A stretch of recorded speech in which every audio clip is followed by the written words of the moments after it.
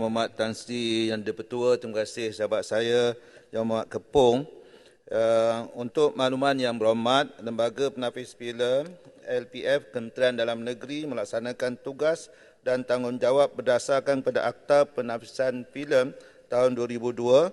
Merujuk kepada peruntukan tersebut, LPF bertanggungjawab melaksanakan penafisan filem yang disiarkan, dipamerkan, disebarkan, ditayangkan, diedarkan atau dipancarkan secara fizikal kepada masyarakat umum kecuali melalui internet maupun intranet. Dalam melaksanakan proses penafisan filem, LPF mengguna pakai garis panduan penafisan filem TDN 2010. Terdapat 4 aspek utama yang digariskan dalam garis panduan tersebut yang diteliti dan diberi perhatian khusus oleh ahli-ahli lembaga semasa menafis sesebuah filem, iaitu yang pertama, keselamatan dan juga ketenteraman awam, kedua, keagamaan, ketiga, sosio budaya, dan keempat, ketertiban dan juga ketatasusilaan. Adalah jelas bahawa aspek keselamatan dan ketenteraman awam merupakan aspek tunjang yang menjadi keutamaan LPF dalam menilai kandungan sesebuah filem sebelum ia ditayangkan kepada umum, yang menjadi asas LPF diletakkan di bawah KDN. Sejak awal penubuhannya, LPF berada di bawah kementerian yang bertanggungjawab mengenai keselamatan dalam negeri. Ekoran dari itu, LPF kekal diletakkan di bawah bidang kuasa KDN bagi memastikan kandungan filem yang ditayangkan kepada umum tidak melanggar keempat-empat aspek utama yang boleh mengganggu gugat keselamatan negara. Selain itu, LPF tidak diletakkan di bawah Kementerian Komunikasi dan juga Multimedia Malaysia kerana fungsi LPF adalah terhad kepada penafisan kandungan filem yang telah siap untuk ditayangkan kepada umum.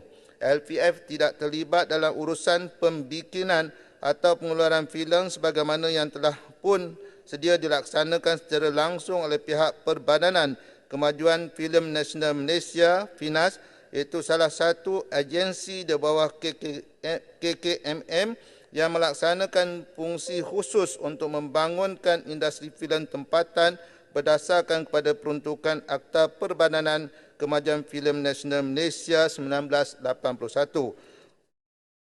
Untuk makluman yang berhormat, selanjutnya bagi tahun 2020 terdapat 6 buah filem yang diberi keputusan tidak lulus untuk tayangan, manakala bagi tahun 2021 terdapat 1 filem yang diberikan keputusan tidak lulus untuk tayangan. Terima kasih Yang Mohd Tan Sri Yang Dipertua. Terima kasih.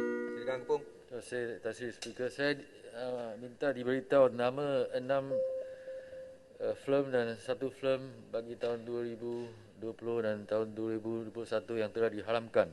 Dan soalan tambahan saya, apakah rasional pelantikan anggota Lembaga Penapis Filem LPF daripada mereka yang bukan dari kalangan industri perbuatan filem? Ya, bukankah lebih wajar untuk anggota daripada industri pembuatan filem dilantik sebagai anggota LPF? Terima kasih. Terima kasih. Silakan Yang Mohd Timbalan Menteri. Terima kasih Yang Mohd. Sebagaimana yang sebutkan tadi, Yang Mohd minta nama-nama filem yang telah tidak boleh ditayangkan. Yang pertama pada tahun 2020 iaitu Daulat. Yang kedua filem Real Love. Yang ketiga filem India ni, saya pun nak sebut, minta maaf kalau sebutan saya tak betul. Subha Mangal Zayada Syavdan. Yang keempat Palu Padama Patuka. Yang kelima White Eye. Yang keenam Bolumi. Dan bagi tahun 2021 adalah Battle at Lake Jangjing. Untuk pengetahuan Yang Mohd, di bawah Akta Penafisan Filem ini adalah memang kuasa mutlak untuk Yang Mohd Menteri Dalam Negeri untuk melantik mana-mana orang sebagai board director atau ahli lembaga penafis filem yang terdiri daripada seorang pengurusi, 3 orang seorang timbalan, 2 orang lain yang tidak kurang daripada 2 orang lembaga penafis filem yang lain. Bermaknanya jangan kurang daripada 2. Maknanya boleh 3, boleh 5 dan sebagainya. Terima kasih. Telefon baru percuma untuk semua. Pilih mana satu anda suka tanpa perlu kelulusan atau pendahuluan. Padankan dengan pelan pascabayar tanpa had terbaik kami.